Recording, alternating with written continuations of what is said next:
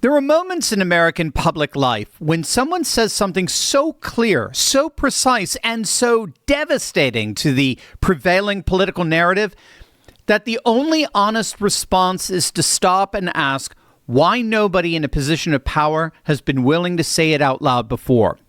Jeff Bezos just had one of those moments. While Democrats thought he was one of them, this interview absolutely devastated that assumption. Stick me to the very end of this video because we're about to see how one of the richest men on the planet just exposed the Democrats for who and what they really are.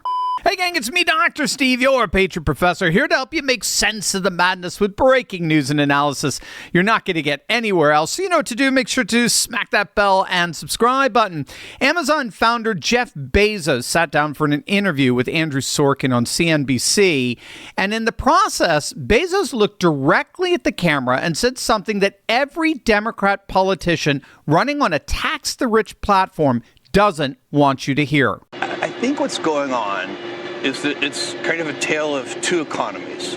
So you have a bunch of people in this country who are doing really well, but you also have a bunch of people in this country who are struggling to pay rent, groceries. And so what's happening here is politicians are using the kind of age-old technique. So there's this tale of two economies, and they're using this age-old technique of, picking a villain and pointing fingers. But the problem is that doesn't solve anything.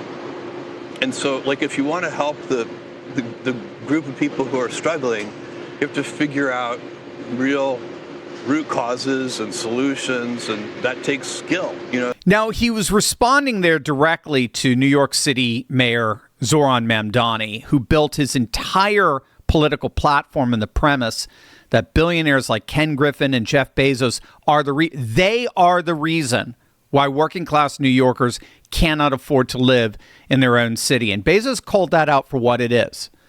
It's nothing more than the practice of resentment politics. That's the technical term for it. And by the way, he's right when he says it's an age-old political technique. Resentment politics goes all the way back to ancient Athens, when politicians deliberately sought to deflect popular or resentment away from themselves and project it on to others. But what makes our resentment politics so unique is that historically the villain was always some foreigner outside the city. For the Athenians, the villain was Sparta. For the Romans, the villains were Carthage or the barbarians who lived outside the frontiers. Starting in the 1960s, our resentment politics started creating villains out of our fellow citizens. And that's the Democrat Party in a nutshell. It's the party of resentment politics that makes villains of fellow citizens, a basket of deplorables, losers, as Biden called them, racists, white supremacists, bigots, sexists, phobics. That's the modern day Democrat Party. They are addicted to a form of resentment politics that tries to divide the populace and then create a permanent, largely urban metropolitan majority for themselves. And to a certain extent, it's been successful. I mean, the Republican Party has basically gone extinct in most cities like Baltimore and Detroit and Memphis. And those cities are perfect illustrations of Bezos' point that resentment politics don't work.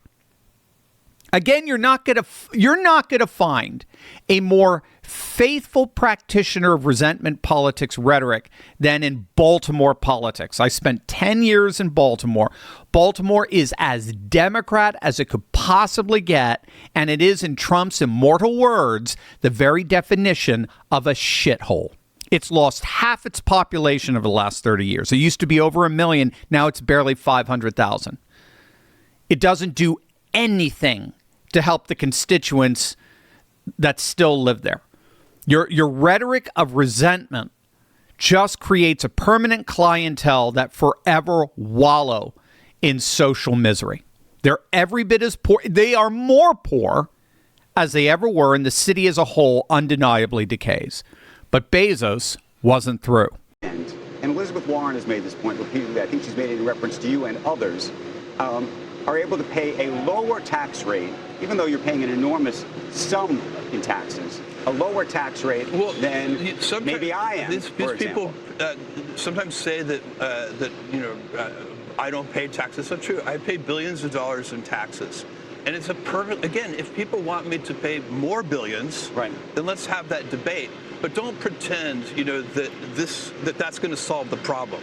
You could double the taxes I pay, and it's not going to help that teacher in Queens. I promise you. So you can't connect those two things, not logically. There are more examples. Why is rent expensive? Why is rent so expensive? I recently saw somebody blamed it on Airbnb. Okay, Airbnb is not the cause of expensive rent. In fact, it's been almost, let me finish here one sec. It's already been outlawed in New York City, and rents are still very high. So we know Airbnb isn't causing high rents. What's really causing high rent is government intervention. And we should note that Bezos actually went on to advocate that the bottom half of American income earners, so every working class family, every teacher, every truck driver, every nurse, every tradesperson, they should pay zero in federal income tax. Zero. Because in the end, for Bezos, the problem is not our tax system. The problem is the incompetence of government itself. So doubling your tax bill, doubling his own tax bill isn't going to solve anything when tax revenue is not itself the problem. The fundamental fiscal problem of the United States government is not that it collects too little revenue, but that it spends with a reckless abandon and an inefficiency that no private institution could possibly survive. I'll give you an example. The New York City school system. They spend $44,000 per student. $44,000. That's 30% more per student than other big cities like Chicago, LA, and Boston. And it's 3 times more than Miami and Houston. And by the way, New York City doesn't get better outcomes. So listen, let me just say, if we ran Amazon the way New York City runs their school system, your packages would take 6 weeks to arrive. We'd have to charge you a $100 delivery fee. And then when the package did finally arrive, it'd have the wrong item in it anyway. Bingo. That's it. That was so good. If Amazon operated the way Mamdani's public school system operated, consuming $44,000 per student per year, your package would take 6 weeks to arrive. It would cost $100 to deliver, and it'd still show up with the wrong item. The problem with government isn't tax revenue. The problem is the incompetence of those who govern us. It's the system itself, the corrupt, inefficient, bloated, outdated, parasitic system of government under Democrat management, or dare I say, mismanagement. Make no mistake, you'll notice that interview is happening in one of the reddest states in the nation, Florida. Bezos moved to Florida back in 2023, deliberately turning his back on the managerial incompetence of blue states. Again, it's not a coincidence that he's slamming New York City's failing schools. They're just going to continue to fail under Mamdani because he's not offering any actual solutions to his own government's incompetence. And that's why, for me, what Bezos said next is the best observation of them all. America's divide is being fueled by the legacy media. I'm sure you're all fully aware of how selective coverage and bias framing shape how people see the news before they ever get a full picture. What's presented as neutral reporting often steers perception instead of surfacing all the facts. Millions are realizing that news is broken, and luckily there's a solution that helps you see what's being emphasized, ignored, or spun, and that's Ground News. Ground News pulls headlines from over 50,000 news sources and makes it easier to understand what's actually happening. You can see the political bias of each outlet, insights like reliability and outlet ownership, and how coverage breaks down across the spectrum. That's why over 1 million people have downloaded Ground News. Check it out for yourself at ground.news/Steve. My favorite feature is the blind spot feed. It shows you which stories are blowing up on one side of the aisle, but barely mentioned on the other. It's the clearest way to see media bias in action. So here it's an example of a story barely getting any traction on the left. It's a story about a Canadian American who helped run a network moving migrants from Canada into New York, earning roughly $1,000 per illegal migrant. The operation was linked to the deaths of 9 people, including 2 children, according to court filings. Of course, the media is ignoring this because it shatters their open borders narrative. Now, the right has their blind spots as well, but now you'll know.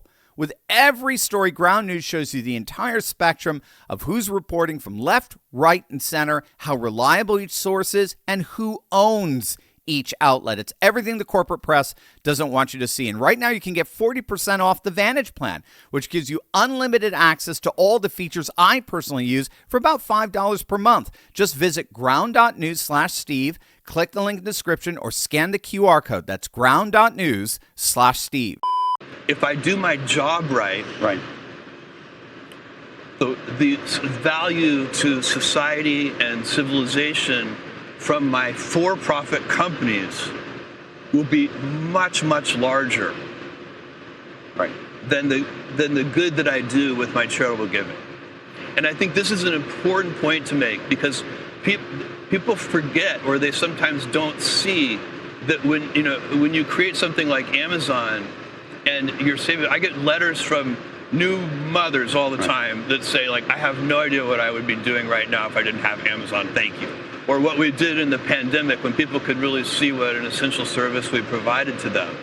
And so, this is, Amazon creates tremendous value. And by the way, all companies are creating value of some kind. What Bezos just said there provides a profound window into what scholars refer to as the emerging techno-political order, or technopolarity. Technopolarity describes a new kind of politics, a configuration of global power in which a small number of technologically sovereign actors like Bezos and Elon Musk and Jensen Huang of NVIDIA and Peter Thiel and others, individuals and enterprises whose control over critical digital infrastructure, logistics, communications, space access, it literally gives them civilizational reach.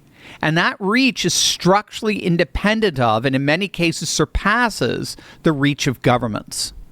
Bezos and Elon Musk are the 2 clearest exemplars of this technopolar order on Earth right now. And what separates them from every other billionaire in history is not merely their wealth, but the nature of what they've built. Amazon doesn't just sell products. It runs the cloud infrastructure on which the CIA, the Pentagon, and dozens of allied governments operate. It's the logistical circulatory system of the American economy, delivering to more households more reliably than the United States Postal Service. Blue Origin is competing for dominance in the cislunar economy that the next generation of geopolitical competition will be decided in. It's known as astropolitics. Musk, meanwhile, controls the satellite internet backbone, literally the Ukrainian military, the dominant electric vehicle platform, and the AI and neural interface frontier simultaneously. These are not businessmen in the historic sense of the term. They're not even merely billionaires. They are civilizational architects. And when Bezos says his for-profit work delivers more value to civilization than his charitable giving, he is describing, whether he uses the vocabulary or not, the core insight of technopolarity. That the most consequential actors in the 21st century order are not heads of state or fledgling mayors of New York. They're the visionaries and the effective builders of civilizational infrastructure. This is precisely why the Democrat Party's instinct to cast them as villains is not merely bad economics, it's a civilizational category error. You can't tax your way to the logistical network that fed America through a pandemic. You can't regulate your way to a reusable rocket that makes humanity a multiplanetary civilization. The new technopolitical sovereigns are not the problem. They are, as Bezos himself just told us, they're the most powerful value creation engine civilization has ever produced.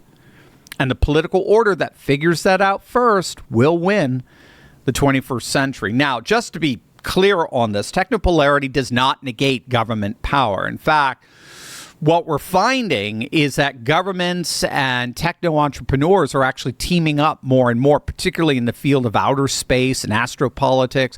But it's primarily here in the States, it's primarily a partnership that we see like with President Trump or with red state governors. They're all openly recognizing the civilizational promise of that technopolar partnership. By contrast, the Democrat Party's governing philosophy, redistribute wealth and punish success and expand government dependency, find a new villain every election cycle. It's not merely a policy disagreement. It's increasingly a structural impossibility in this new world that's rising. It simply cannot produce the outcomes it promises because it's built on a fundamentally false theory of how human societies generate prosperity. The technological sovereigns of the 21st century, Bezos, Musk, the builders of the new civilizational infrastructure, did not become what they are by finding villains. They became what they are by solving problems at scale, with discipline, with relentless accountability to results. That's the model. That's what works. And the contrast with a political party that's spent the last 50 years doing the exact opposite has never been more visible, has never been more documented, and it's never been more impossible to explain away. And none other than Jeff Bezos just gave us the proof.